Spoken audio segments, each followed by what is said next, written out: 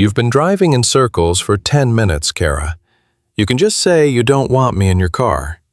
When Cara Lennox agrees to drive her sister's boyfriend home as a favor, she expects a stranger and an awkward 20 minutes of small talk. What she gets is Ethan Cole, the boy she loved at 19, the one she left without a word, the one she has spent 6 years trying to forget.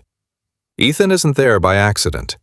He has been looking for Cara long before Sophie ever introduced them, and the truth of why he found her this way will cost both of them everything they've been hiding. But the bigger secret isn't his, it's hers, the one she has carried alone since the night she decided disappearing was kinder than staying. Some silences don't protect the people we love, they just give the wound more room to grow. The favor that shouldn't have been asked. The call came at 9:47 on a Friday night, which was already a strike against it. Cara Lennox was on her couch with her second glass of red wine, her camera bag half unpacked on the coffee table, and a documentary about deep-sea creatures playing on her laptop. The kind of evening she had carefully constructed to require nothing from anyone. She let Sophie's name blink on the screen twice before she picked up, because 2 rings was polite, and 3 rings meant she was the kind of person who ignored her sister, which she was not, technically, even if she sometimes wanted to be. "I need a favor," Sophie said before Cara could finish saying hello. Sophie had never been a preamble person. It was both her most effective quality and her most exhausting one. "Hi, Sophie. I'm doing great, thanks for asking." Cara. The single syllable carried that particular frequency Sophie had perfected over 28 years of being the older sister. Warm enough to not be rude, firm enough to mean she wasn't going to wait. "I'm at Danny's birthday thing in the Pearl District, and it's running late, and Ethan needs a ride home. His Lyft just canceled twice, and I'm basically stuck here for another hour at least because Danny's doing speeches and I can't leave." Cara looked at her wine. She looked at the deep-sea anglerfish on her laptop screen, which was currently doing something spectacular with its bioluminescent lure. "Can't he just call another Lyft? I already tried to book one for him. Surge pricing is insane. Tonight there's some festival going on downtown. Cara, please. He lives like 15 minutes from you. You'd be doing me a huge favor." "I don't know him," Cara said. It came out more defensive than she intended. "He's my boyfriend. He's not a stranger." Sophie's voice dipped slightly, that particular softness that appeared when she was asking for something she actually cared about, as opposed to the 90% of the time she asked for things she simply wanted. "I've been wanting you two to meet anyway. Just drive him home. Talk to him for 15 minutes. He's easy, I promise. He doesn't bite." Cara closed her laptop on the anglerfish. She set down her wine glass with the specific care of someone making a decision they already know they'll regret. "What's the address?"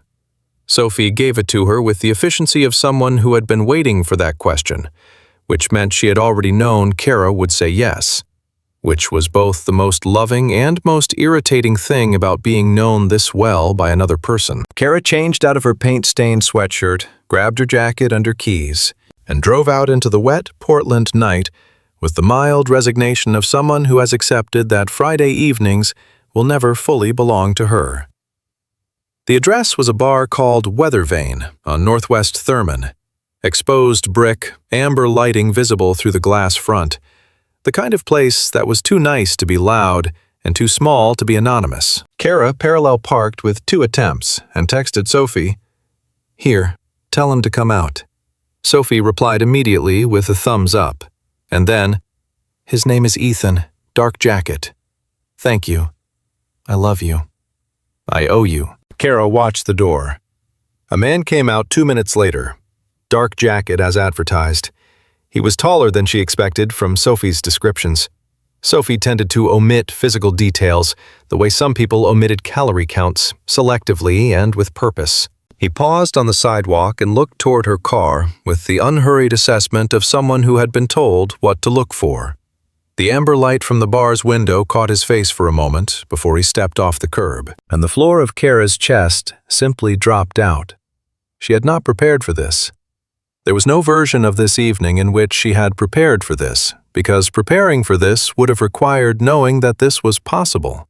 And she had spent considerable effort over 6 years constructing a life in which this was not possible, in which Portland was far enough from Boston, in which she had moved enough times and changed enough things about herself that the specific geography of her past could not reach forward and put Ethan Cole outside a bar on Northwest Thurman on a Friday night in October. He opened the passenger door and got in before she could process a single coherent course of action, which meant that the only option available to her was to sit very still and look straight ahead at the dashboard and breathe like a person who had not just seen a ghost made real and warm and present in her front seat.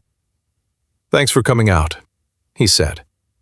His voice. She had forgotten she had made herself forget, which was different and harder. That specific quality of his voice, the way it sat low without being forced, like something settled. "I know this wasn't exactly in your plans for the night." Cara put the car in drive. "No problem," she said, and it came out entirely normal, which was a physiological miracle she intended to examine later. "What's the address?" he told her. She typed it into her phone with focused precision, mounted it on the dash, and pulled into traffic. The navigation said 22 minutes. 22 minutes. She calculated this against her current oxygen levels and found the math discouraging. For 4 blocks, neither of them spoke. The rain had started up again, in that thin, persistent way Portland rain had in October. Not dramatic enough to comment on, just relentless. The wipers went back and forth. Cara took a left on Burnside because the navigation said to, and also because it gave her something to do with her hands. "Sophie talks about you a lot," Ethan said. "Does she?" Cara kept her eyes on the road.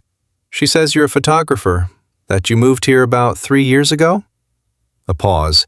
"That you're very independent." Sophie considers independent a polite word for difficult. There was a short silence, and then he laughed, a small, real sound, not performed. "Yeah, I got that impression," he said. "She said it the same way." Cara's hands tightened on the wheel by a fraction. She focused on the taillights ahead of her. She was doing it. She was doing this. She was driving this car. She was having this conversation with this person. And if she simply kept doing those things one after another, in sequence, she would get through the next 18 minutes. And then he would be gone, and she would deal with the rest of it alone in her apartment, the way she dealt with everything. "I'm Ethan, by the way," he said. And there was something in the way he said it, carefully level, watching something that made the back of her neck prickle. "Cara," she said. Her own name in her own voice sounded strange to her. Another silence. She took a right on 23rd, which the navigation had not suggested, and she knew she had done it the moment the route recalculated. Her face stayed neutral. She was very good at neutral. "You've been driving in circles for 10 minutes, Cara." His voice was quiet and entirely even. "You can just say you don't want me in your car." The sound of her name in his mouth after 6 years was something she could not have accounted for. It was precise and familiar in a way that didn't belong to a stranger, and he knew that, and she knew he knew that.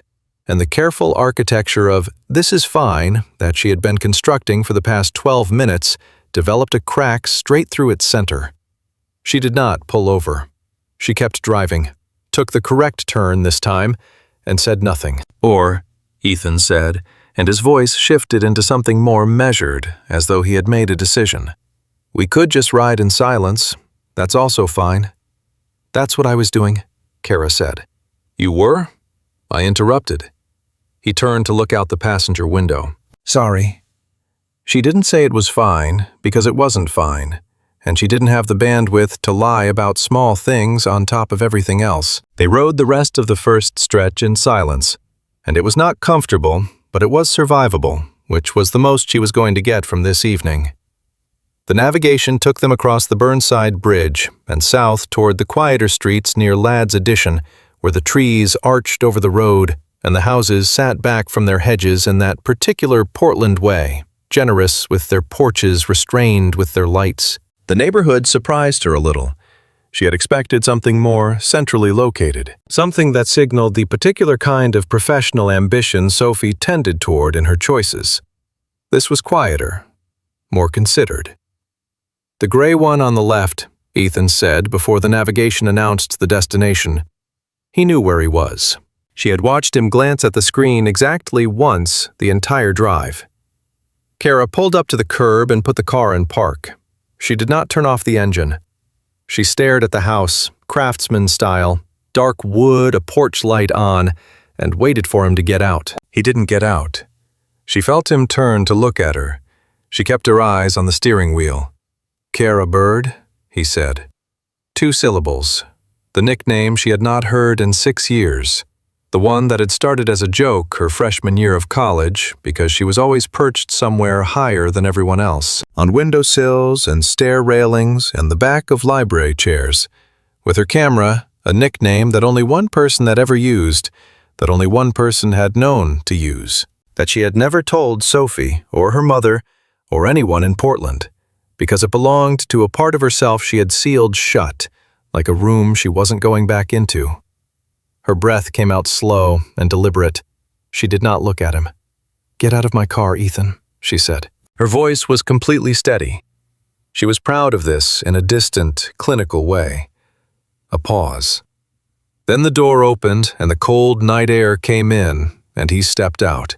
He paused with the door open, and she felt the weight of whatever he was deciding not to say, the way a room feels heavier before a storm, without the storm having arrived yet. "Good night," he said, finally, quietly, and closed the door. She sat at the curb until his porch light went off from outside. Only the interior light now visible through the front window. Then she put the car in drive and went home. Her phone lit up on the seat with a text from Sophie as she turned onto her street. She glanced at it at the next red light. "He texted me that your car was really clean, lol. Also said you were a careful driver. He likes you, I can tell. He asks about you sometimes, you know, like even before tonight. I think he's curious about you. Dinner Sunday." Cara set the phone face down on the passenger seat. She thought about the way he had said her nickname, not as a question, not triumphant, just quiet and direct. The way someone says a word in a language they haven't spoken aloud in years, but have not forgotten. She thought about how he had not asked, "Do you know who I am?" Had not made it dramatic or accusatory. He had simply said the word that proved he knew. She thought about Sophie's text. "He asks about you sometimes, even before tonight." She sat with that for a long time after she parked in the dark and the rain before she went inside. Inside the apartment, Cara did not turn on the main lights. She turned on the lamp by the door. Low wattage, amber-toned, the kind of light that kept the edges of things soft, and stood in the entry for a moment with her jacket still on and her keys still in her hand. She was very aware of the silence of the apartment, which was a silence she had chosen and furnished carefully over 3 years in Portland, and which she generally found reliable. Tonight it felt thin. She hung up her jacket. She went to the kitchen and poured the rest of her wine down the sink, because she didn't want it anymore, and also because she suspected that if she drank it, she would sit on the couch and think, and thinking was not what she needed. She needed to do something with her hands. She had always been better with her hands than with the particular territory inside her own head. Her camera bag was still on the coffee table where she'd left it. She unzipped it, took out the camera body, checked the lens, out of habit, a 50mm f1.4, her most used. A little worn at the barrel from 3 years of daily carry. She had shot a wedding that afternoon, a small ceremony in a backyard in Selwood. The couple in their 60s, the light through the maple trees, spectacularly gold and unearned by anyone present, simply there, offered freely, the way October light in Oregon sometimes was. She had over 400 shots on the card. She usually waited at least a day before culling to give herself distance from the sentimentality of the event itself, which could cloud her editing eye. Tonight she plugged the card into her laptop and started culling immediately, because distance was exactly what she needed, and she would manufacture it through work if she couldn't find it any other way. She had been sitting at her editing desk for about 40 minutes, clicking through images with the focused disengagement of someone determined to be professional about everything, when her phone rang. Not Sophie, her mother. Cara looked at the screen for a moment, weighed it, and answered. "Your sister texted me," her mother said, which was not hello, but was very much her mother's version of it. Linda Lennox communicated primarily through information transfer and believed that establishing the subject immediately was a form of respect for the other person's time, a theory Cara had spent 26 years negotiating with. "She said she had you drive some boy home tonight." "He's her boyfriend, Mom. He's not some boy. She's only been seeing him for 2 months." "That's a reasonable amount of time to call someone a boyfriend. I'm just saying." Her mother paused, and Cara heard the specific quality of that pause, which meant there was an actual point incoming. Sophie seems very serious about this one. More serious than usual. "I want you to tell me what you think of him. I drove him home. We barely talked."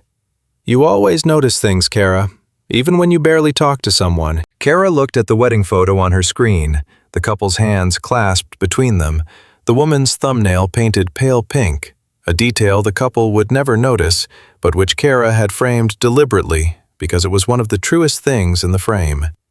She thought about what she had noticed in 22 minutes in a car with Ethan Cole. She thought about the way he had watched the route on the navigation screen exactly once, and then not again. She thought about the way he had known to use a nickname 6 years dormant, like it was current, like no time had passed, like he had been keeping it in his mouth for the duration of the distance. "He seemed fine," she said. "Fine." Her mother repeated the word with the precision of someone identifying a counterfeit. "Sophie said he's in tech. Project management, something like that. She said he went to school in Boston." Cara's editing mouse stopped moving. "She mentioned that?" Her voice stayed even. "Just that he's from the East Coast originally. MIT, she said, which is impressive, obviously." Her mother moved on with the comfortable efficiency of someone who didn't know she was stepping through a minefield. "Sophie says he's been in Portland about 8 months. She met him through that app, you know, the one she's always on. I forget the name. Do you think it's serious? Your sister has a habit of deciding things are serious before she's actually assessed them properly." "I think that's Sophie's business," Cara said. "I'm not interfering, I'm asking."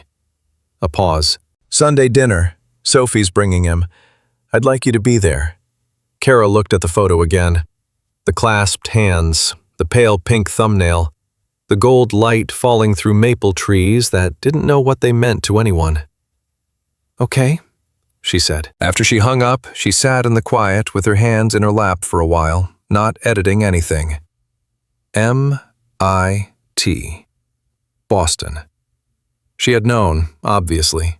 She had known from the moment he got in the car, known the particular geography of that history, the way his presence reconstructed that time and place in her body before her mind had caught up enough to be careful about it. But hearing it in her mother's voice, stated simply as a fact about a man her sister was dating, made it real in a different way, made it solid and present, and approaching like weather you could see from a distance and had no way to route around. She had been in Portland for 3 years. She had been careful. She had made new friends slowly and deliberately, had taken on her freelance work steadily, had built a life here that was genuinely hers, small in some ways, but hers with its rhythms and its studio, and its particular knowledge of which coffee shop had the best window light at 9 in the morning, and which bakery sold the sourdough that was worth the line on Saturday. She had made peace with what she'd left in Boston, or she had made something close enough to peace that she'd stopped examining the difference. The thing she had not accounted for was that peace is a location, not a condition, and Ethan Cole had just walked into her location. She went to bed without finishing the culling.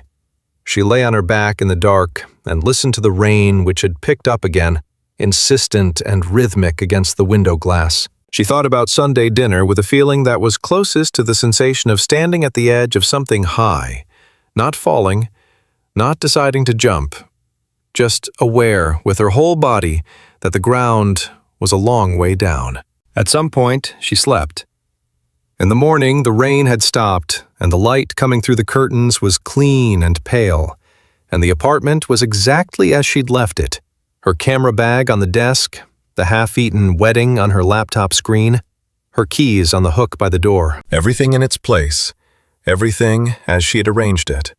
She made coffee and stood by the window and watched a man walk his dog on the street below, a yellow lab moving with the specific enthusiasm of an animal that experiences every walk as its first. The man was on his phone, half distracted. The dog didn't seem to mind. Cara wrapped both hands around her mug. Cara Bird. She had not told Sophie about Boston. She had not told Sophie the reason she'd left school. The reason she had spent 18 months after that moving in circles Seattle, then Denver, then back to Portland, which had just felt like a place that wouldn't ask her questions. She hadn't told Sophie about the 6 weeks when she was 19 and thought her whole life was going to become something entirely different, and then didn't. She hadn't told Sophie or her mother or anyone. The only person who knew any part of it was her doctor, and even he only knew the medical facts of it, not the rest. She had told herself this was protecting people. She told herself that for 6 years. Standing at the window with her coffee, watching the yellow lab pull enthusiastically toward a fire hydrant, she let herself consider for the first time in a long time the other possibility. That it had not been protection. That it had been the easier thing disguised as the harder one. The way certain kinds of cowardice present themselves as restraint. She didn't stay with the thought long. She put her mug in the sink, picked up her camera bag, and went to work. The Sunday dinner trap. The thing about her mother's house was that it had been optimized over 28 years of family dinners for the specific purpose of making everyone feel simultaneously at home and slightly surveilled. The dining table seated 8 and was always set for more people than were coming, which created a persistent atmosphere of anticipated company that Cara had once described to a therapist in Seattle as the architectural equivalent of performance anxiety. The therapist had found this perceptive. Cara had not gone back, partly because she disliked being found perceptive, and partly because the insight hadn't actually helped. She arrived at her mother's house in southeast Portland at 5:58 on Sunday, 2 minutes before Sophie's requested arrival time, because showing up late would be interpreted as a statement, and showing up early would be interpreted as eagerness, and Cara had long ago learned to navigate the narrow diplomatic strip between the two. She brought wine, a Willamette Valley Pinot Noir she actually liked. Not just the kind of wine you brought to things, and her mother accepted it the way she accepted most offerings, with a warmth that also managed to convey that she'd already made adequate provisions. Sophie and Ethan arrived 7 minutes later. Cara heard the car door from where she was standing in the kitchen, ostensibly helping with a salad, but actually looking out the window over the sink which faced the driveway. She saw them come up the path, Sophie in a green dress, animated, gesturing about something. Ethan in dark jeans and a gray sweater, hands in his pockets, listening with his full attention in the particular way she remembered he had of listening, where his whole body oriented toward the person speaking, as though whatever they were saying mattered enough to give it his complete physical gravity. Cara went back to the salad.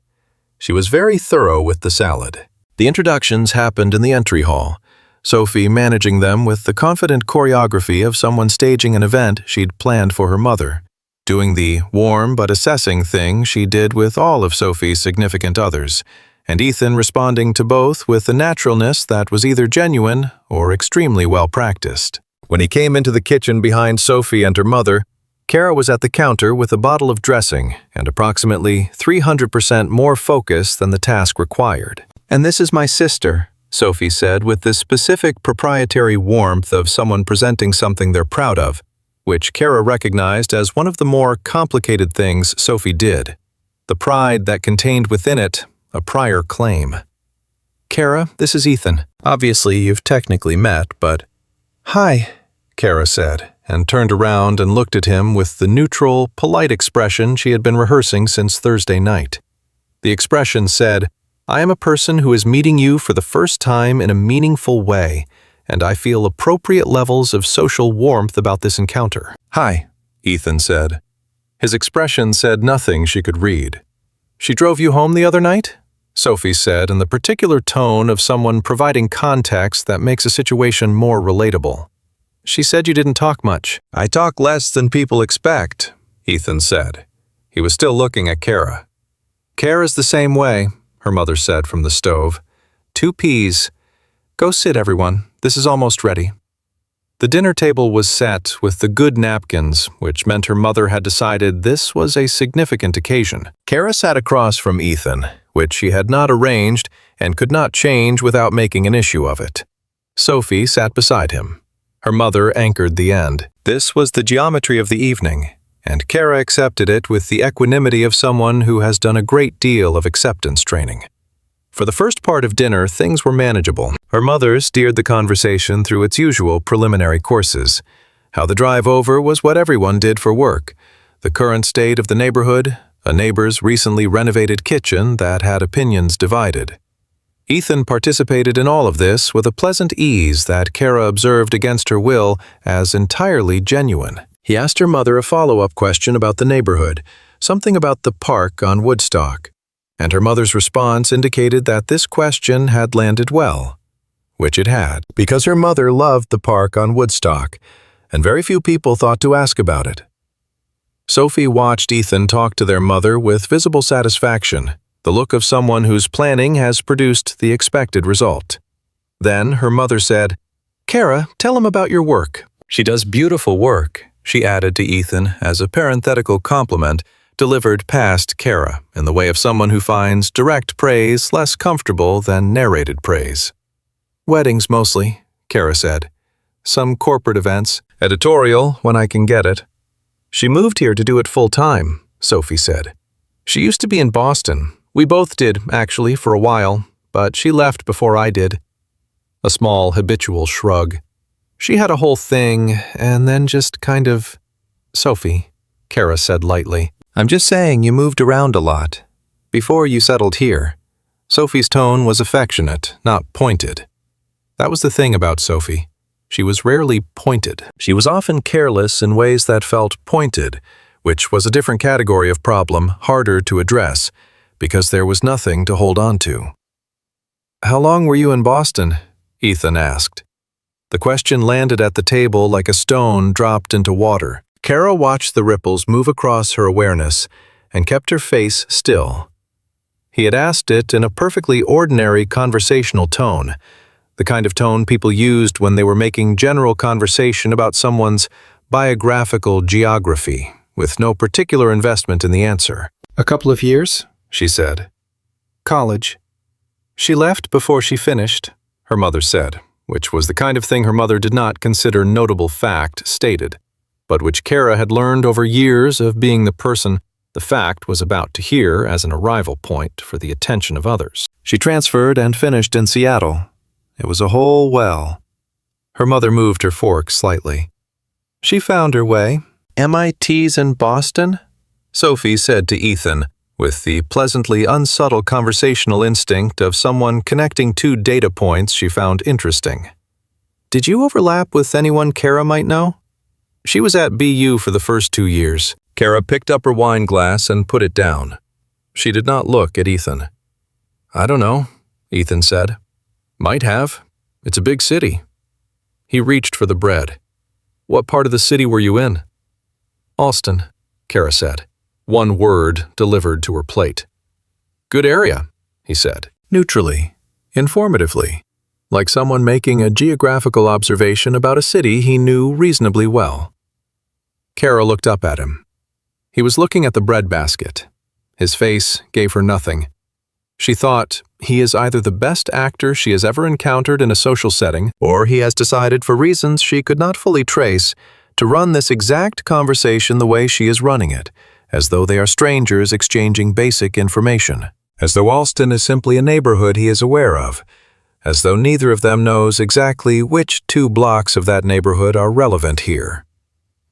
She thought both options were deeply unsettling in different ways. Her mother shifted the conversation to Sophie's work. Sophie was in marketing. She was good at it. She talked about it with the particular enthusiasm of someone who genuinely enjoyed what they did. which Cara had always found admirable, even when it made her feel, by contrast, like her own relationship to her work was harder to articulate. Photography was not something she'd chosen so much as something that had stayed constant while everything else changed. It was what she did when she didn't know what to do. There was a version of that story that was romantic, and a version that was an admission, and she generally let people choose which one they heard. Ethan listened to Sophie talk about her work with the same full-body attention she'd noticed from the window. He asked a question about a campaign. Sophie mentioned a specific question that indicated he'd retained something from an earlier conversation about it, which Sophie received with a brief, bright pleasure that was entirely real. He was good at this. He was good at people, or at least good at particular people in particular settings. She had known that about him once, and it was strange to encounter it again, as though discovering it for the first time. About 40 minutes into the meal, while Sophie and her mother were briefly both absorbed in a conversation about a mutual family friend, Ethan turned to Cara, not overtly just a shift in his position, an orientation. "Sophie mentioned you left Boston pretty suddenly," he said, low enough that it was just to her, that it wasn't planned. "Sophie talks a lot," Cara said, equally low. "She said you just sort of disappeared for a while." His eyes were on the table between them, not on her face, which somehow made it harder to deflect. Like nobody really knew where you were. "People always know where I am," Cara said. "They just don't always know what I'm doing there." He looked up at her then. His eyes were the same as she remembered, a particular shade of brown that shifted slightly in different light, darker in this lamp-lit dining room than they'd been in the car. She had a photograph of his eyes somewhere, in an archived hard drive in her studio closet, part of a series of portraits she'd taken in the spring of her freshman year with a borrowed 35mm when she'd been learning light and he'd been a patient subject. She hadn't opened that drive in 6 years. She was aware of exactly where it was. "What were you doing there?" he asked. The question was simple and bottomless. "What were you doing in Portland?" she returned. "Sophie said you moved here 8 months ago." "Job," he said. "Okay." She picked up her wine. "Is that the same answer you're giving me?" he asked. "No," she said, and took a sip and turned toward her mother, who had surfaced from the parallel conversation and was now looking between them with the alert interest of a woman who had raised 2 daughters and could read a subtext from a considerable distance. "You two are getting along," her mother said with a satisfaction that was partly genuine and partly wishful. "We're talking," Cara said. "Same thing," Sophie said, and smiled at Ethan and put her hand briefly on his arm. Cara watched his face when Sophie did this. It was warm. His expression was warm, the way someone who cares for a person is warm, not performing, not cold underneath, genuinely warm. And that was perhaps the most complicated part of all of it, the part she had not prepared for. Because if he had been clearly disengaged or false with Sophie, it would have sorted a great deal. But he wasn't. He was warm and real with her sister, and he was also sitting across this table running a 6-year silence in parallel with Cara. And she didn't know yet what to do with that combination. After dessert, she volunteered to do the dishes. This was not altruism. This was tactical relocation. She was at the sink, water running, when she heard footsteps on the hardwood, and registered by the pace and weight of them, which she identified before she could stop herself from identifying that it was Ethan, and not Sophie or her mother. "Sophie sent me to help," he said. "I don't need help. She's very committed to me making a good impression." He said it without irony, but not without awareness. He picked up a dish towel from the counter and waited. Cara handed him a rinsed bowl. He dried it. For a moment, neither of them spoke, and the water ran, and from the living room came the sound of her mother and Sophie laughing about something that had nothing to do with this kitchen. "You know," she said, not looking away from the sink, "you could have just the first night in the car. You could have said something." "So could you," he said. She handed him another bowl. "I needed to think," she said. "You've had 6 years to think," he said, and then more quietly, before she could answer, "I know. That's not fair. Forget I said that." She kept washing. "You asked about me. Before we met," Sophie said. He dried the bowl, set it carefully on the counter. Yeah, he said. Why? He set down the dish towel and leaned against the counter beside her, not crowding her, just present. She could see him in her peripheral vision, the line of his jaw, the set of his shoulders, the way he looked at the middle distance when he was working something out that mattered to him. She had a whole interior database of these details that she had been trying to defund for 6 years, and it was apparently still fully operational. Because I needed to understand something, he said, and I hadn't. What were you trying to understand? She asked. She kept her voice level and her eyes on the dishes. He didn't answer right away. She heard him breathe. Not tonight, he said finally, but soon. If that's okay. It's not really about whether it's okay, Cara said. No, he agreed. I guess it's not. Sophie appeared in the doorway. You guys are being so good, she said with the particular delight of someone whose plan is proceeding according to schedule. See, I told you you'd like her, she said to Ethan, and her tone was teasing and affectionate and completely oblivious to the architecture of the last 10 minutes. Ethan smiled at her. It was a real smile. Cara handed him a clean pot and went back to the dishes. Later, when Sophie and her mother had moved to the living room and Ethan was helping stack plates in the cupboard, his back to Cara for a moment, she noticed his phone on the counter. The screen had gone to its gallery. He must have been looking at something earlier and set it down without closing out. It was showing a photograph. Not the whole screen. She saw it in profile, barely the edge of it. A figure in half light, high up on something, a wall, a fence, with a camera lifted. She recognized the posture before she recognized the person. It was herself. She was 17 or 18 in the picture, and the image quality had the particular character of a scan. Someone had taken a physical photograph and photographed it again. The original would have been on film.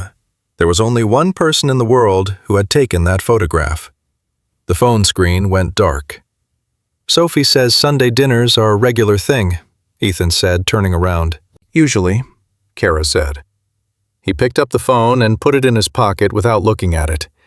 His face was arranged very carefully. So was hers. Good, he said. I'll look forward to next time. She thought about that photograph all the way home. What the darkroom remembers. Sophie called on Tuesday with the studio proposition, and her voice had the particular quality it got when she was presenting something she'd already decided was a good idea, and was primarily looking for confirmation rather than input. Ethan's company is doing their annual report thing, and they need someone to come and do headshots and some candid shots of the office environment, she said.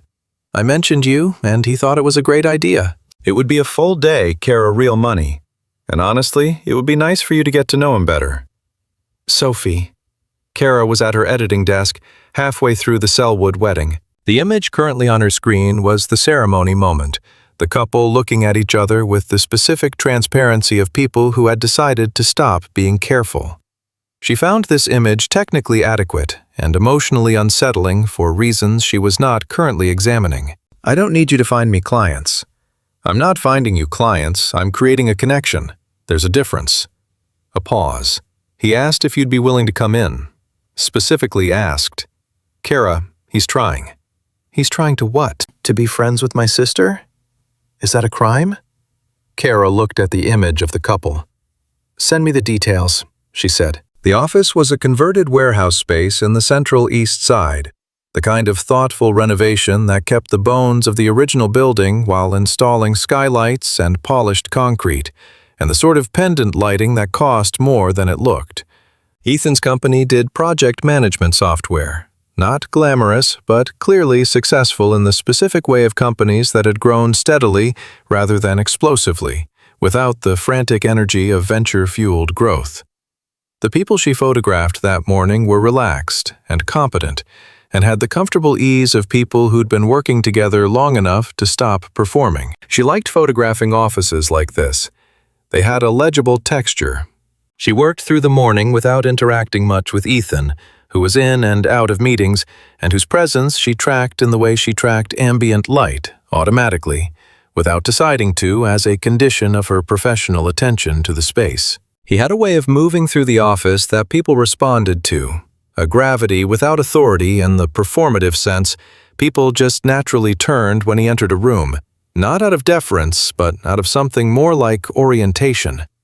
She was aware that she was observing this, and she was aware that she should not be finding it notable. At noon, he appeared beside her when she was reviewing frames on the back of her camera. "Lunch," he said. "There's a place downstairs." "I'm working." "You're reviewing shots. You can do that after." He said it without pushiness, just noting a fact. "You haven't eaten." "How do you know that?" "Because you've been here 4 hours and you haven't left this floor." He paused. "I noticed." She went to lunch with him. The place downstairs was a Thai spot that had clearly negotiated some kind of arrangement with the building. Low-key and fast and good. She noted this the way she noted most things, as texture. They sat at a corner table with their food, and she kept her camera bag on the table between them because it was there, and she didn't move it. And she liked the minor barrier it provided. "Is it going well?" he asked. "The shots?" "Good light," she said. "Good space. You have interesting people." She moved a noodle around her container. "They're not performing. That's the thing most office spaces get wrong when they bring a photographer in. Everyone performs. Your people aren't. They trust each other," he said. "That's actually the main thing I've tried to build there. Everything else is downstream of that." She looked at him. "You run the company?" "I founded it, with 2 other people, but yeah." He said it without fanfare, which she noted. Sophie had described him as being in tech project management, without specifying that, but she realized now she hadn't asked. Sophie didn't mention that. "I didn't tell her yet, actually." He said it easily, factually. "We haven't been dating that long. It comes with a lot of context that changes how people relate to you. I prefer to let that settle first." She studied him across the table. The afternoon light coming through the narrow window caught him at an angle that made the planes of his face familiar in a way that she wished they weren't. "You're very strategic," she said. "Sometimes," he said. A silence. She ate. He ate. Outside, she could hear the street, a delivery truck, someone's music, the particular acoustic texture of a midday city. Portland, in October. She had come to love this city's particular way of being alive, its mixture of ambition and restraint, its insistence on the beauty of the ordinary. She had built her life inside that texture, and she had been, she thought, genuinely happy in it, or something close enough to genuinely happy that the difference hadn't mattered much. "You have a darkroom," he said. Not a question. "Studio with a darkroom, yeah. I shoot digital mostly now, but I still do some film work, architecture, landscapes, things that can wait." "Can I see it?" She set down her fork. "Why?" "Because I'm asking," he said.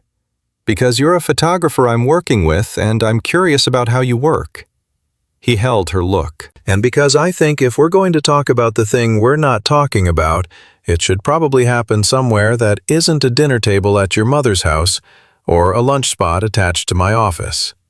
The directness of it landed somewhere in her chest and expanded there, steady and unavoidable, like something taking up the space it was owed. She thought about the photograph on his phone. She thought about Cara Bird in the dark outside a bar on a Friday night. "Thursday," she said. "After 3. He nodded once. "Thank you." She picked up her fork. The studio was on a side street in Mississippi, the upper floor of a converted duplex. High ceilings, north-facing windows that gave the particular quality of light photographers prized for its evenness. A working space at the front and the darkroom through a light-trapped door at the back. The darkroom smelled like fixer and stop bath and old paper, a smell she associated so completely with the interior of herself that she sometimes thought of it as simply what she smelled like from the inside. She let him in on Thursday at 3:15. He came up the stairs and looked around the main space, the print drying lines along one wall, the filing system she used for client galleries, the large table where she did her paper editing, the bookshelf with its organized stack of photography books and its less organized stack of everything else. He looked at things the way she'd expected he would, with real attention, without touching anything, reading the space the way you read a person's handwriting for character rather than content. "This is yours," he said. It wasn't a question, but it wasn't a compliment either. Just an acknowledgement of something legible, that this place was genuinely hers in the way that rooms become yours through use and choice and the specific accumulation of a life conducted in them. "For 3 years," she said. He nodded. She made coffee, the kind of automatic social scaffolding she relied on when she needed her hands occupied, and brought 2 cups to the large table. He sat across from her. The light through the north window was the late afternoon version, going cooler, beginning its slow lean toward evening. "Okay," she said. She wrapped her hands around her cup. "You wanted to talk somewhere that wasn't your office or my mother's house. This is neither. Go ahead." He looked at his coffee. He was quiet for a moment, and she recognized that particular quality of his quiet. It wasn't hesitation. It was assembly. The way he gathered things before he said them, preferring precision to speed. She had found this quality maddening and beautiful in roughly equal measure when she was 19, and she was disconcerted to find that her assessment had not significantly updated. "After you left," he said, "I looked for you." She kept her hands around the cup. "I went to your apartment in Alston. Your roommate said you'd moved out overnight, basically. Took your stuff and went. She didn't have a forwarding address." He paused. "I called your phone for about 2 weeks before I accepted that you weren't going to pick up." "I changed the number," Cara said. Her voice was flat. Not cold, just stripped down to the fact of the thing. "I figured." He looked up at her. "I called your mother once." She went very still. "When?" "About 3 weeks after you left.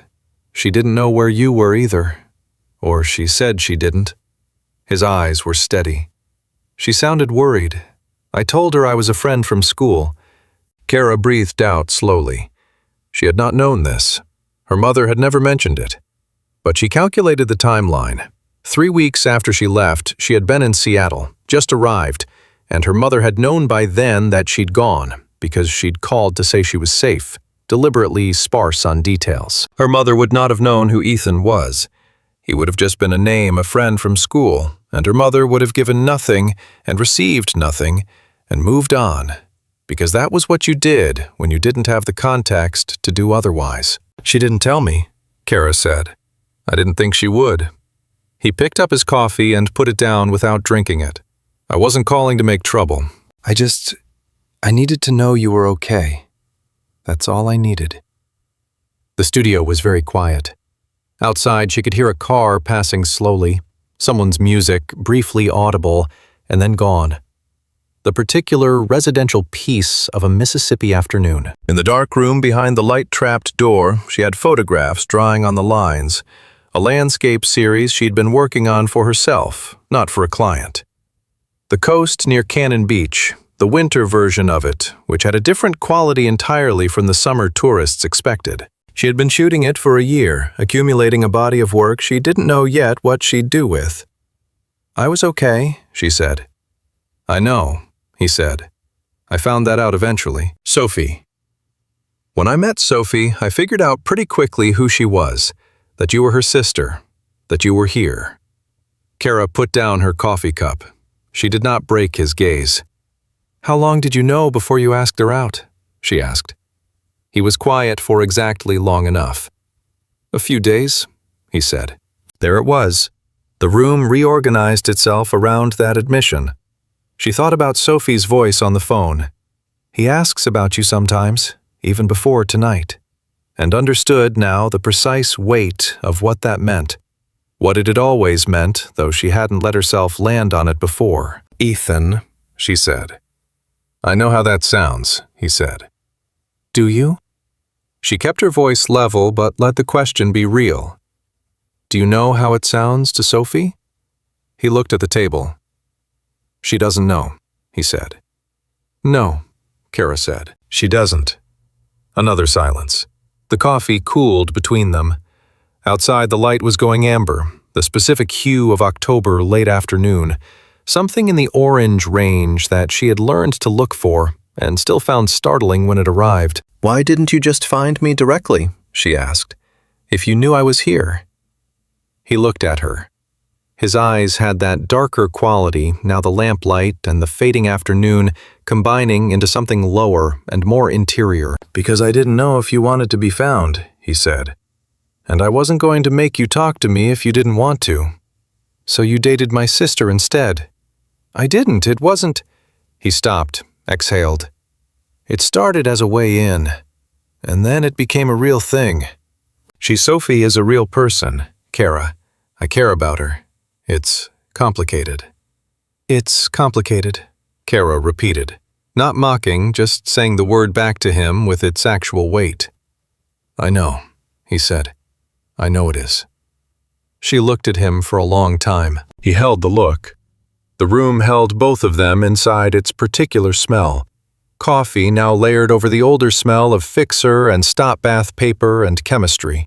The accumulated presence of years of work and solitude. "You want to know why I left?" she said. "Yes," he said. No hesitation. She thought about it. She thought about the shape of the answer, the full version of it, what it would require of her to say it, and what it would require of him to hear it. She thought about the photograph on his phone, her younger self perched high on something, camera raised, and how it had gotten there, and what it had cost him to carry it for 6 years, and what it said about the nature of the specific wound she'd given him. "I needed to go," she said. He looked at her steadily.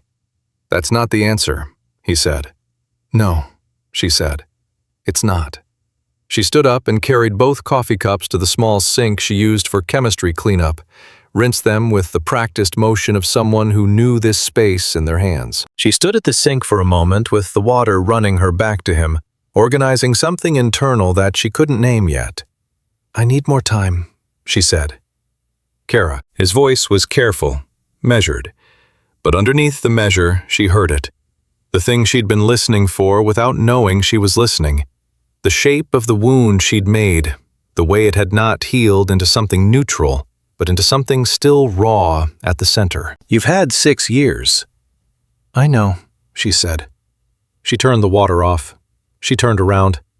He was sitting at the table, with his hands around the empty space where his coffee cup had been, and he looked at her with the patience of someone who has learned patience the hard way, as an alternative to something worse. "I'll tell you," she said.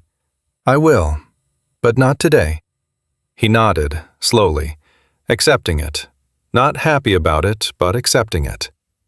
She walked him to the door, and he went down the stairs, and the door at the bottom closed. She went back to the large table and sat in the chair he'd been sitting in, and looked at the surface of the table the small ring his coffee cup had left, which she would wipe up in a moment, and the afternoon light still coming through the north window going later and paler, now the color of something almost used up.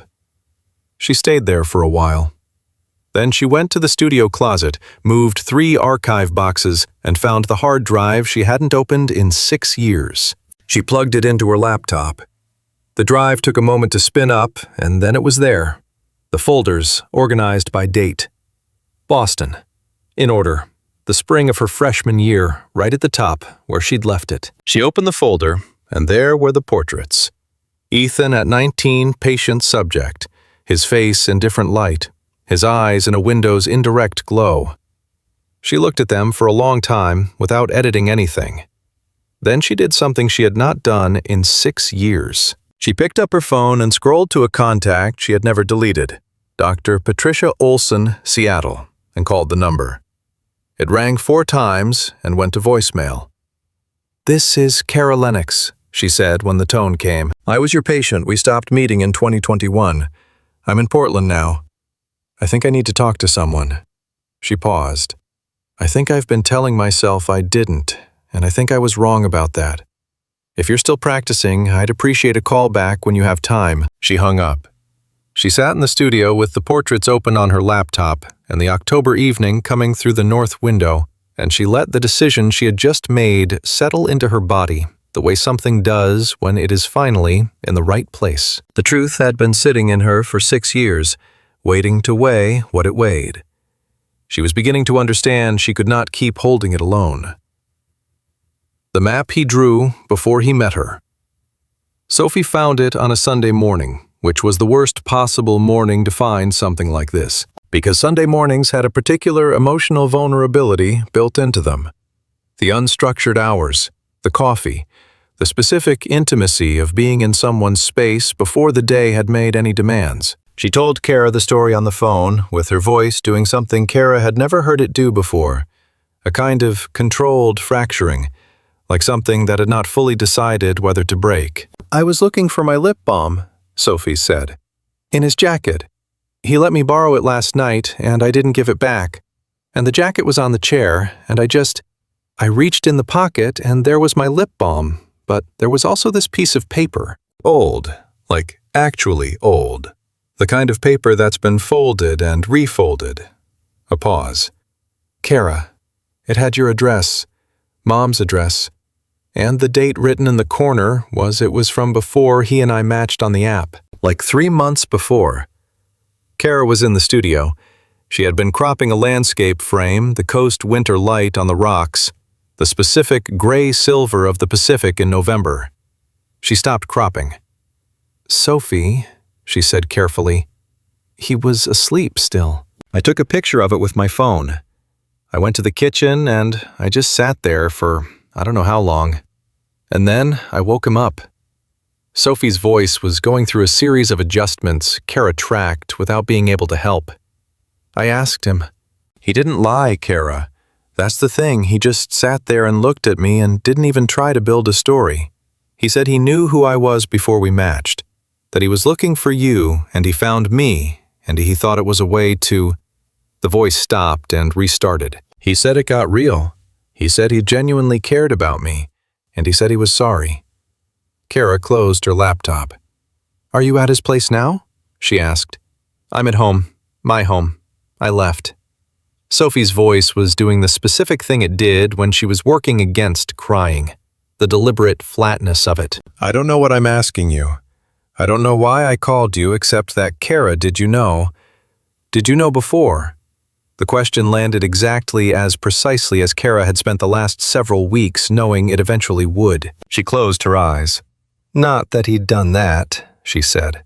"Not until recently. We talked. He told me some of it. I found out he'd known you were my sister before you started dating."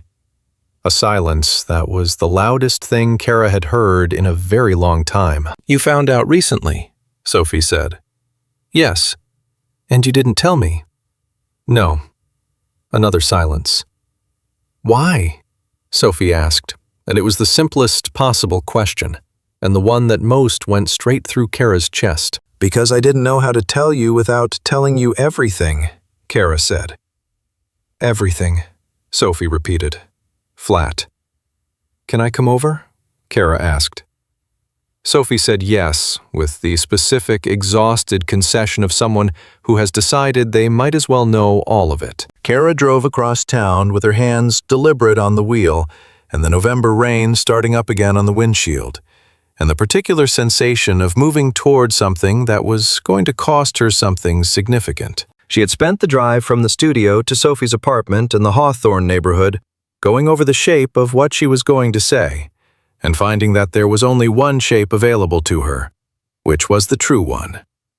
She had been carrying this alone for 6 years.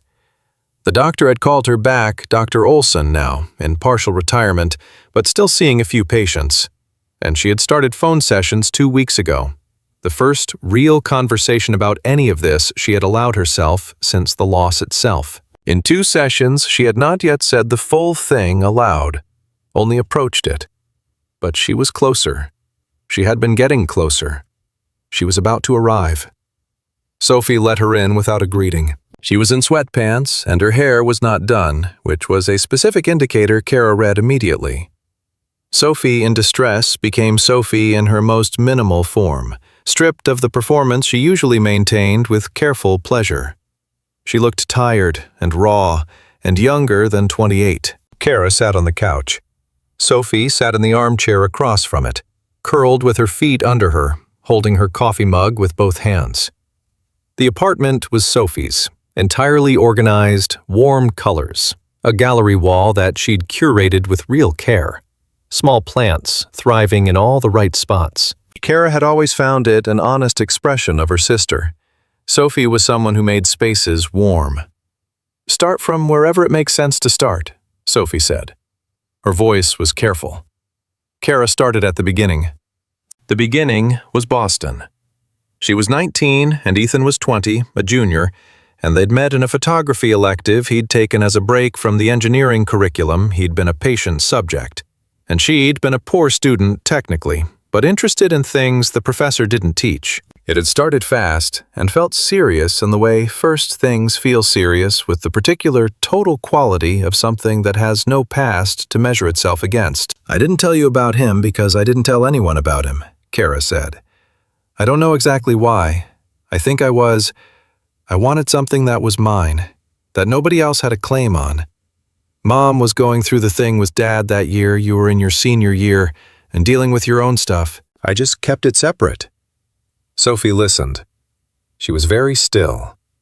Then Cara said, "In February of that year, I found out I was pregnant." Sophie's coffee mug moved slightly in her hands. She set it on the end table. She said nothing. "I was scared," Cara said. She said it simply because it was simply true, and there was no benefit in complicating the simple parts. "I was 19. I had no money. I hadn't told anyone we were even together. I didn't know how to think about the future at that point, and suddenly the future was a very immediate, specific thing that needed a decision." "Did you tell him?" Sophie asked. Her voice was quiet. "No," Cara said. Sophie absorbed this. "Why not?" "Because I was terrified," Cara said. "And because I told myself I was protecting him, that he was 20 and in the middle of his degree, and it wasn't fair to... I had a lot of reasons. I've had 6 years to examine them. Some of them were real, and some of them were things I told myself instead of the real thing, which was that I was scared of what would happen if I said it out loud." "What happened?" Sophie asked. Her voice had changed quality, softer now. Not softer in a forgiving way, specifically, just softer in the way of someone who is listening to something real. "I miscarried at 11 weeks, Cara said. "I was alone. I went to the hospital, and then I went home, and then I didn't know what to do with any of it. I was already carrying all of it alone, and then there was this new thing, this grief that I didn't know how to name, because I hadn't told anyone the first part. I couldn't grieve it with anyone because no one knew it had existed." Sophie's eyes were wet. She hadn't moved. "So I left," Cara said. "I cleared my apartment out in one night. I left Boston. I changed my number. I went to Seattle. I told Mom I needed a change, which was the truest possible version of what I could say without saying any of it. And I just..." She stopped. "I just carried it. For 6 years. "You carried it alone?" Sophie said. Not a judgment, a statement. "Yes." The apartment was very quiet. The rain on Sophie's windows was the same rain Cara had driven through, still falling unaware of the specificity of what it was falling on. "Ethan knew," Sophie said, not a question. "He knew we were together. He didn't know about the pregnancy. He didn't know why I left. He spent weeks trying to find me." She paused. "He found out I was in Portland through you. And I think he genuinely cared about you, Sophie. I believe that. But the beginning of it was about finding a way to get to me. And you knew this." Sophie said it evenly. "I found out when we talked at my studio a few weeks ago. And you didn't tell me," Sophie said again. This time the statement carried more weight, not rage, but something heavier. The weight of a pattern. "No," Cara said. "Because telling you meant telling you all of it. And I wasn't ready." Sophie looked at her for a long time. Cara held the look. She was not going to look away from this. She had been looking away from things for 6 years, and she was done with it. Or she was trying to be done with it, which was perhaps the same thing as being done with it when you were in the middle of actually trying. "I've spent a lot of years feeling like you were somewhere I couldn't reach," Sophie said finally. Her voice was very careful, like there was this whole part of your life that was just sealed off, and I told myself you were private, that's just who you are. But it wasn't really that, was it? You were just carrying something that I didn't know existed. Yes, Cara said. I'm not angry at you for having a miscarriage, Sophie said. I want to be really clear about that. I'm not angry about that. She stopped. I'm angry that you were alone for it. I'm angry that I didn't get to be there. Even if you didn't want me to be there, I'm angry that I didn't get the chance to offer. Cara looked at her. Something shifted in her chest. Not broken, but moved, the way furniture moves in a room when it's finally in the right position. I'm sorry, Cara said. I know that doesn't cover it. It doesn't, Sophie said, but it's a start. They sat in silence for a while. Not comfortable, not resolved, but honest. Silence that was the right size for what was in it. What do you need me to do now? Sophie asked eventually. The question surprised Cara slightly. It was generous in a way that the conversation hadn't required Sophie to be. I need to talk to Ethan, Cara said. Sophie looked at her. A complex layered look, sister assessment, situational calculation. The specific appraisal of someone who has just learned a great deal and is arranging it. I know, Sophie said finally. I know you do. Are you okay? Cara asked. Not yet, Sophie said. But I'm going to be. She uncurled her legs from under her, set her feet on the floor, looked at her apartment with its warm colors and its gallery wall. I need time. I need you to give me time, Cara. And I need you to not disappear again. I'm not disappearing, Cara said. Okay, Sophie said. Okay. Cara left Sophie's apartment and sat in her car at the curb in the rain for a while, not starting the engine. She called Ethan's number. It rang twice. Cara, he said. He knew it was her. I know what Sophie found, she said. And I know what you told her. I need to talk to you. A silence. Then, when? Now, she said. If you're home. I'm home, he said. She started the car. She drove to his house, the craftsman on the quiet street with the porch light, which she had only seen in headlights before, now visible in daylight and rain, looking exactly like the kind of house she would have expected him to choose without knowing she expected it. Generous with its porch, restrained with its details. She knocked. He opened the door. He looked like someone who had been sitting with a very difficult thing for several hours. His eyes were tired in a particular way that was not about sleep. He held the door open, and she came in, and it was the first time she had been inside this house, inside this specific geography of his life. He had books. She noted this, without deciding, to the shelves were full and organized, and showed evidence of being read rather than displayed. He had a drafting table in the corner of the main room, with something on it she didn't look at. There was a photograph on the wall, not of a person, a place, coastal winter light, and she recognized the quality of it as someone with a photographic eye, which she had not known about him at 19. Sophie called you, he said. It wasn't a question. She called me first, Cara said. She needed to understand what I was to you and why. He nodded. He didn't deflect or defend. He looked at her directly, tired and present. I told her the real version, he said. How I knew. Why I... He stopped. It was wrong, the way I did it. I know that. I know you know that, Cara said. She stood in his hallway with her jacket still on, rain-damp, steady. Ethan, I need to tell you something. He went still. She told him. She said all of it. The February, the hospital, the one night she'd spent in the apartment afterward, before she started packing. She said it without pausing to manage how it landed, without the careful, strategic apportionment she'd given Sophie. She just said it, start to finish. The way things are said when you finally decided that precision matters more than protection. He stood with his back against the wall of his hallway and listened to her with his whole body. The way he listened, he did not interrupt. His face did something she watched happen, a series of shifts she couldn't have named singly, but which collectively amounted to the specific physiognomy of someone whose foundational understanding of a significant event is being replaced in real time. When she finished, he didn't speak immediately. He looked at the floor, then at her.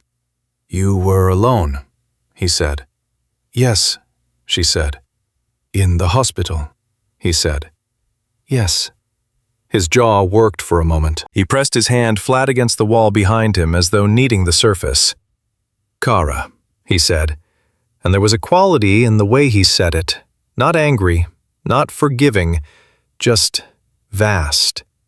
Like her name was the only word available that was large enough for what was in the room with them. "I know," she said. "You should have told me," he said. Not an accusation, a grief. A plain grief stated. "Yes," she said. "I should have." He looked at her for a long time. She didn't move. The rain on the windows was steady and real. She could hear both of them breathing. "What happens now?" he said. "I don't know," she said. And then, more honestly, "I stopped running. That's where I am." He absorbed this. His eyes were very dark in the interior light, and wet, she thought, though he hadn't moved. "That's where I am too," he said finally. Stopped, not knowing what comes next. She stood in his hallway with the rain outside and the books on the shelves and the photograph of the coast on the wall, and let the weight of what had just been said sit between them. It was very heavy, and it was exactly the right weight, finally, after 6 years of the wrong kind of carrying. She didn't stay. She wasn't supposed to stay yet. There was too much that still needed to move and settle and find its proper shape. But she had said the real thing, and he had heard it, and neither of them had disappeared. She put her hand on the door frame when she left, just for a moment, and then she walked out into the Portland rain. 3 conversations you can't take back. The first conversation happened on a Wednesday, 10 days after everything broke open. Sophie had texted on Monday 2 words, "Coffee, Saturday." Cara had replied, yes. That had been the entirety of their communication in the interim, and Cara had respected the boundary of it, had not filled the space with check-ins or explanations, or the particular anxious over-contact that was her instinct when a relationship felt precarious. She was working in the sessions with Dr. Olson on the difference between staying and hovering, and this was her active practice of that difference. But Wednesday arrived with a different quality Sophie called not texted, which was its own kind of signal. "I've been thinking," Sophie said. No preamble as ever. "Okay," Cara said. She was at her editing desk. The Coast series was still open on her screen. "I have some things I need to say. Can you come here tonight? I know we said Saturday, but I don't want to wait." Cara went that evening. Sophie had made dinner the particular category of dinner that involved more preparation than the meal required, which was Sophie's version of an offering.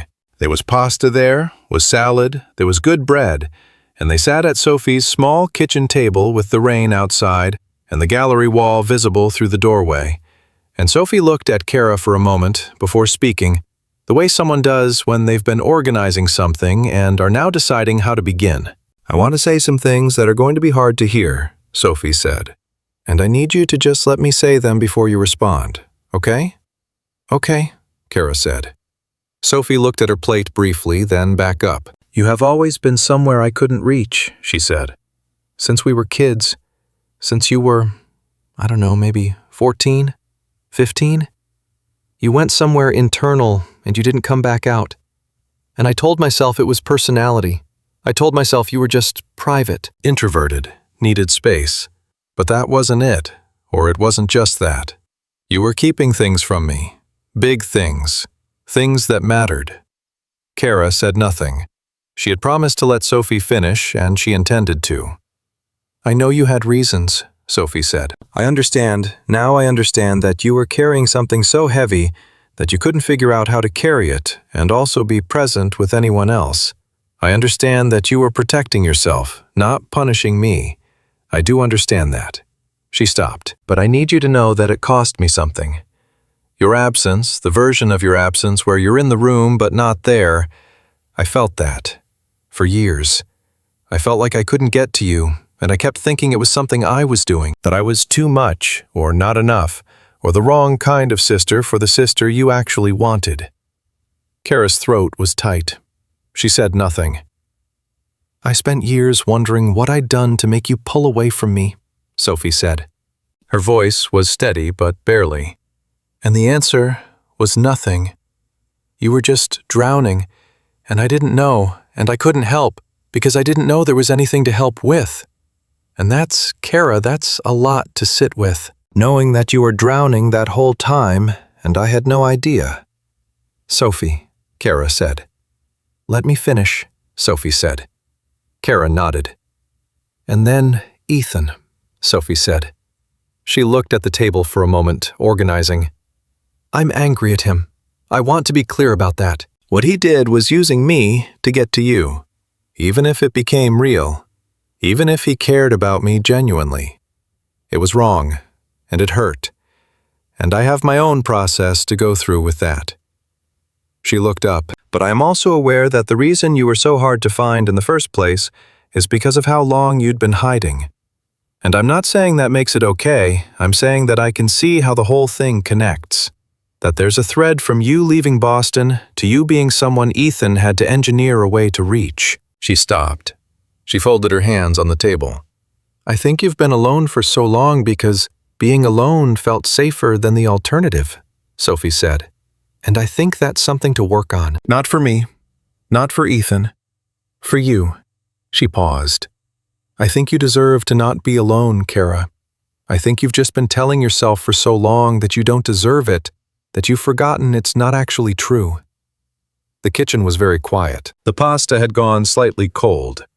Cara looked at her sister across the table, the small, familiar movements of her, the way she held her fork, even when she wasn't using it, the specific set of her shoulders when she was being honest about something that cost her, and felt something she couldn't fully name move through her chest, warm and aching in equal parts. You're right, Cara said. Her voice was steadier than she expected. All of it. You're right. Sophie nodded. She picked up her fork, then set it down again. I need time, she said, to figure out how to be angry at Ethan while also not being entirely angry at the situation.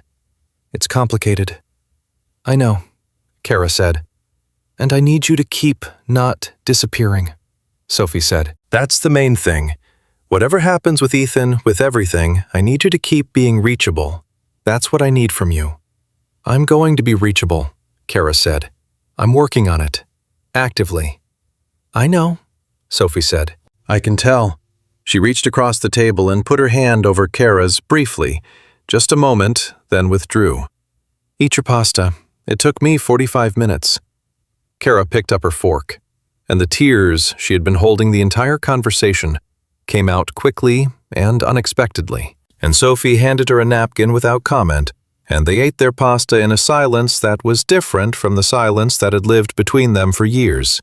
Lighter, more honest, more like the silence between people who have finally said the thing and are now resting on the other side of it. They did not hug when Cara left.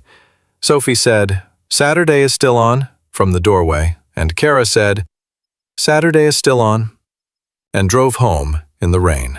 The second conversation was harder. Cara had not contacted Ethan since the night she'd stood in his hallway and said the real thing. She had needed the 10 days, needed them for herself, for the sessions with Dr. Olson, for the slow reconstruction of what she actually wanted from the other side of 6 years of not letting herself want anything specific. Dr. Olson had asked her in their third session what she was afraid of. Not about Ethan specifically, but about the general category of letting someone in. Cara had thought about it for a long time before answering. That they'll stay, and that I'll realize I deserved it sooner. She called him on Thursday morning. He answered immediately. Can I come over tonight? She asked. Yes, he said. She arrived at 7. He opened the door, and she stepped inside, and they stood in the hallway for a moment.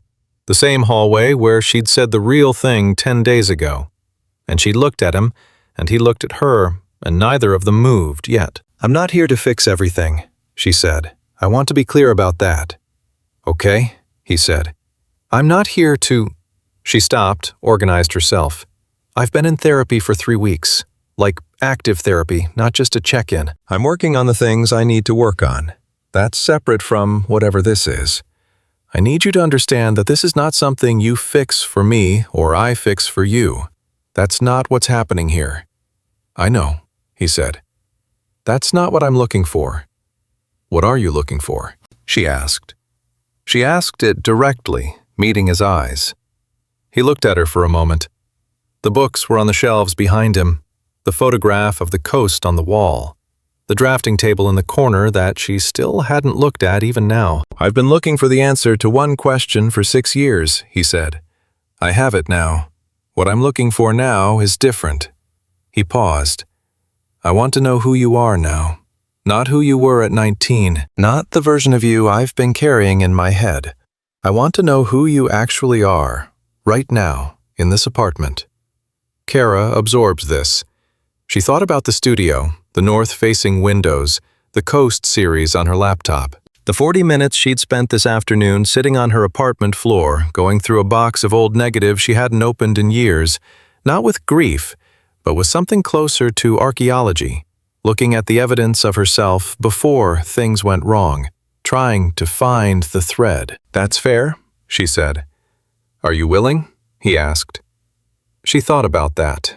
Not the question of whether she felt it. She'd stopped denying what she felt about him a long time ago, in the privacy of her own chest. The question was what she was capable of. The question was whether she trusted herself to stay, to be findable, to not build the emergency exit before she'd even agreed to stay in the building. I'm working on being willing, she said. That's honest. He was quiet for a moment. Then he said, That's enough. You say that now, she said. I mean it, he said. Working on it is Cara. I've spent 6 years on what happens when someone decides they can't be in something anymore. Working on it is the opposite of that. Working on it is actually what I want. He paused. I'm working on things too. What I did with Sophie, the way I went about finding you, I need you to know that I understand what was wrong about it. Not just that it hurt her, but that it was a way of controlling something, instead of just asking for it directly. I've been doing that for a long time. Asking for things directly is hard, Cara said. Yeah, he said. It is. He looked at her. I'm asking for things directly right now, just for the record. She stood in his hallway for a moment, looking at him. She had been carrying his absence as a kind of internal topography for 6 years, the shape of the space where something had been. She was aware that the thing she was feeling right now was not simple. It was not the 19-year-old version of what she'd felt, bright and total and unexamined. It was something more complex, something that had been tested and damaged and had not fully resolved, something that would take more time and more work than a single conversation in a hallway in November. I want to show you something, she said. She pulled out her phone and found the Coast series, the winter photographs, Cannon Beach, gray silver light, the rocks and the water and the specific patience of that landscape. She handed him the phone. He looked through them slowly. He took his time. He didn't say anything while he looked, which was the right way to look at photographs without filling the silence with commentary. When he'd looked through all of them, he handed the phone back. These are extraordinary, he said, not performing just direct. The patience in them, you stayed long enough to get what the place actually is rather than what it shows tourists. I've been shooting them for a year, she said. What are you going to do with them? I don't know yet, she said. I'm waiting to find out. He looked at her. A small, quiet thing moved in his expression. Not a smile, exactly. More like a recognition, like something that had been wound tight for a long time, very slightly, almost imperceptibly releasing. Okay, he said. He moved back slightly, creating a path into the apartment. I made dinner. It's probably cold by now. Do you want to eat cold dinner with me and tell me who you actually are? She looked at the apartment, the books on the shelves, the drafting table she was going to look at properly this time. the photograph of the coast that she wanted to ask him about. "Yes," she said. "Yeah, I do." They ate cold dinner at his kitchen table. He'd made something with salmon that was in fact fine cold, which he noted with ironic appreciation, and she agreed with factually. They talked for 3 hours. Not about Boston, not about Sophie, or what came before, or the specific geography of grief they'd both been carrying.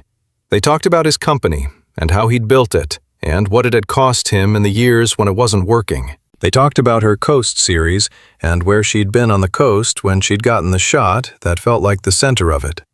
The one she hadn't edited yet, because she was waiting for the right moment, which Dr. Olson had gently suggested might be its own kind of avoidance.